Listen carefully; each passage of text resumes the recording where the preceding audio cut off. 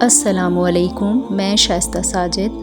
واقعہ کربلا خراج عقیدت پیش کرنے کے لیے حاضر ہوئی ہوں، جو 1 سے 10 محرم الحرام تک میں آپ کے ساتھ ہوں۔ اگر آپ میرے چینل پر نئے ہیں تو میرے چینل کو سبسکرائب کر لیں، بیل آئیکن کو پریس کر لیں تاکہ نئی آنے والی معلوماتی ویڈیوز آپ کو ملتی رہیں۔ واقعہ کربلا گزشتہ سے پیوستہ، قسط نمبر 4، میرے بہت اچھے کلیگ ندیم محمد کی تحریر ہے۔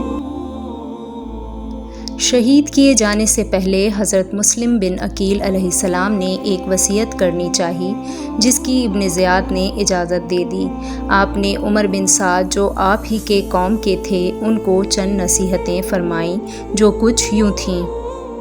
میں نے کوفے میں فلاں شخص سے کچھ پیسے ادھار لیے تھے، جو کہ یہاں دیار غیر میں نے اپنی ضرورتوں پر خرچ کیا۔ میری شہادت کے بعد تم اس کو میری طرف سے ادا کر دینا، اور میرے قتل ہونے کے بعد میرا لاشا کہیں دفنا دینا، اور حسین علیہ السلام کے پاس کسی کو بھیج کر انہیں منع کر دینا کہ وہ کوفے ہرگز نہ آئیں۔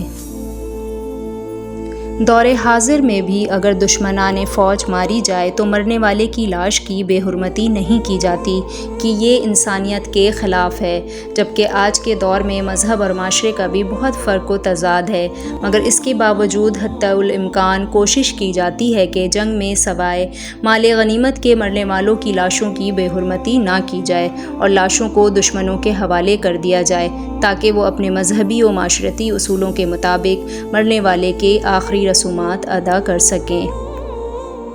مگر یزید ابن زیاد اہل کوفہ تو اس نبی کا نام لیوا تھے جن کے گھرانے کا مسلم بن عقیل ایک روشن چراغ تھے۔ ان کا تعلق بھی انہی کے نانا کے مذہب سے تھا، جہاں کسی کو زبان سے بھی تکلیف دینے کی اجازت نہیں تھی۔ وہ بھی اس نبی کے نام کا کلمہ پڑھنے والے تھے، جن کے نام نامی کی نسبت مسلم بن عقیل کی نسبت میں شامل تھی۔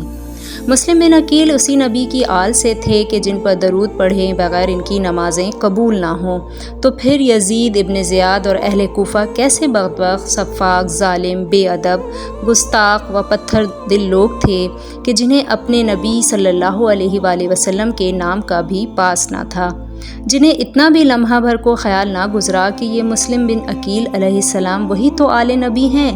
کہ جن پر ہم نمازوں میں درود پڑھتے ہیں۔ مگر ایسی سیاہ بختی یزید اور اس کے حواریوں کی کہ نہ صرف ان کے گھرانے کے لخت جگر کو قتل کیا بلکہ لاش مبارک کی بھی بے حرمتی کی۔ ایسے اعلیٰ و عرفہ انسان کے لاش کے ساتھ ایسا بہیمانہ و ظالمانہ سلوک کرنے والا کوئی جانور تو ہو سکتا ہے مگر انسان نہیں۔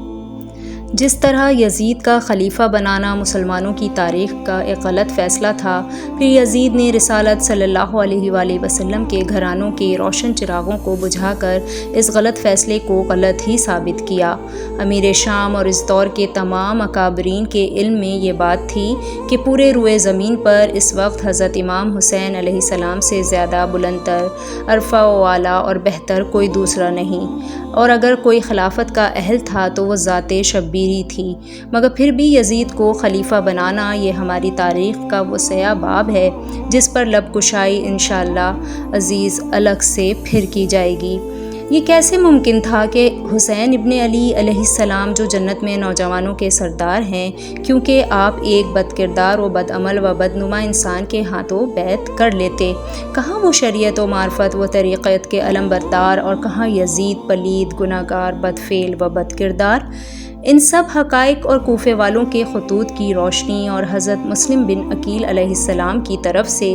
کوفے والوں کی امام عالی مقام علیہ السلام کے لیے محبت اور جانثاری کا پیغام پہنچنے کے بعد پھر امام علیہ السلام کا سفر کوفے کی طرف ناگزیر ہو گیا تھا۔ تاریخ ہمیشہ سے شاہد ہے کہ جنگ کی نیت سے جانے والے کبھی اپنے گھر کی عورتیں اور شیرخوار بچوں کو، جن میں 6 ماہ کے معصوم علی اصغر اور بی بی سکینہ جیسی معصومہ بھی تھیں، کبھی ساتھ نہ لے جاتے۔ آگے جاری ہے۔